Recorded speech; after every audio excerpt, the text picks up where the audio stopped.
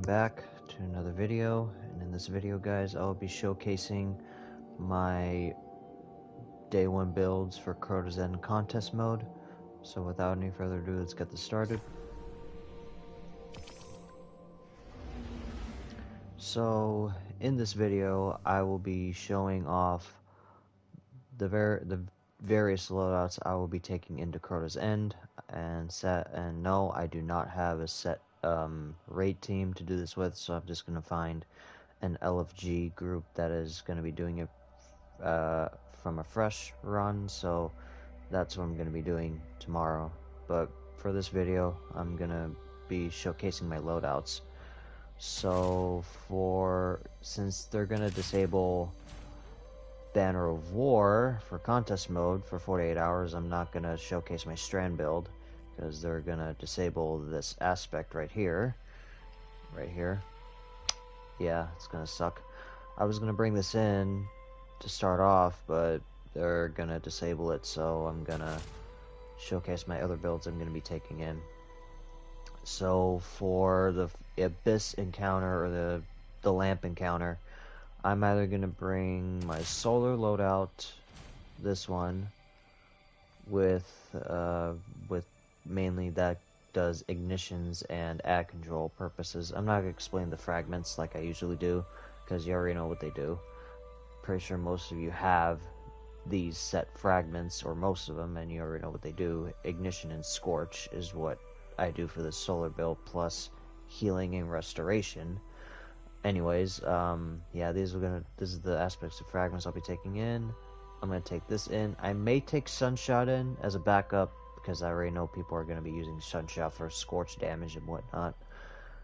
I might swap this out for Sleeper or something, but Galley is probably gonna be my play for the bridge, mostly. But for the Abyss, probably the hand cannon mostly for weapons.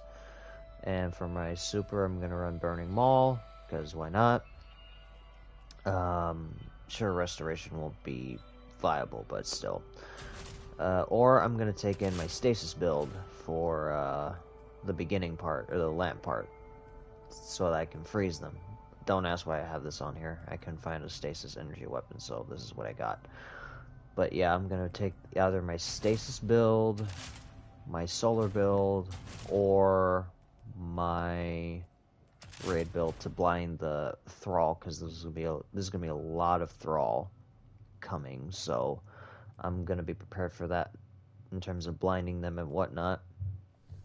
For the bridge encounter, probably my solar loadout, since there's more open space than the lamp encounter. So this is what I'm gonna be taking in terms of survivability purposes, because again, there's no boss fight. So it's just free ad control upon free ad control. If worst comes to worst, I'll run this one for debuffing the sword bearer, and just in case me and my LFG team, whoever that may be, has trouble killing the sword bearer. So I'm gonna put like volatile rounds on him and just go hammer away with void damage on him. And I will put some arc resist mods, since there's going to be a lot of arc resist, so I may run my arc build too, just in case. And I have one mod already for that, so I'm going to be ready for that too. If the sword bearer needs help being killed too, I can always go to my Thunder Crash and then boom. For this one, for the Death Singer, I may run this. I may run it. We don't know what the mechanic changes will be in terms of, because we already know she'll be on the outside of that crystal room that she was in D1. So what I'm gonna do is, if she's gonna be on the outside, I'm gonna attack from a distance with Outbreak, Funnel Web. I may change this out for this. Who knows? I may switch some weapons up. For Hoyle, I'm going to keep this. I'm going to put on max resilience because I want to survive. And for my aspects and fragments, I am going to stick with my volatile build since it's still viable.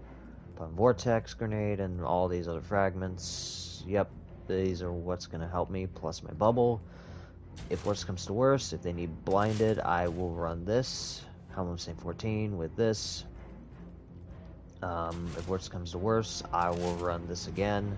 I'm gonna keep switching in between loadouts. I'm just telling you like what loadouts I'm bringing in. So I'm gonna run my overshield build if things get hectic, plus this if ads need killing. Excuse me. If worst comes to worst, I'll bring in this loadout for Strand in terms of my suspend build and whatnot. I might bring this in. I might. Hold on, let me change that order real quick. Hold up. Apply that. There we go. Let's override that. Okay, there we go. Yeah, so that's what I'm going to be bringing in. I'm going to bring in one... Oh, shoot, sorry. 1, 2, 3, 4, 5, 6, maybe 7 different loadouts. I'm gonna switch in between them if things get a little hectic, but those are the main loadouts I'll be bringing in. Again, to summarize, since this is gonna be a short video just showcasing my builds, I will bring in for the beginning encounter this one, just in case like if Thrall get a little hectic. I'm gonna bring in Witherhoard, that way they won't run into us or run into my team. I'm gonna have Bubble on. I'm gonna have volatile rounds prepped and ready. Yeah, so that's what I'm gonna be bringing in for the lamp encounter. For the bridge, I may run the debuff route. I may go the debuff route, or I may run solar if they need to be killed fast. Again, we don't know how much health sword bearers will have this time around. So we're going to be very cautious on what we're going to do, or what I'm going to do in this case. So to summarize, I may freeze them too in the beginning encounter, but still, it's very situational.